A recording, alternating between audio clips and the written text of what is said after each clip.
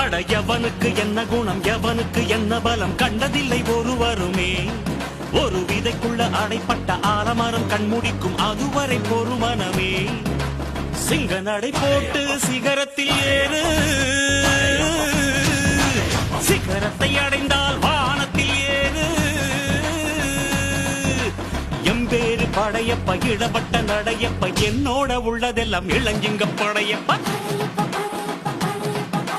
நெஞ்சில் 6 படையப்பா பின்னால் 100 படையப்பா யுத்தம் கொண்டு வருகையில் 10 வீரல் படையப்பா.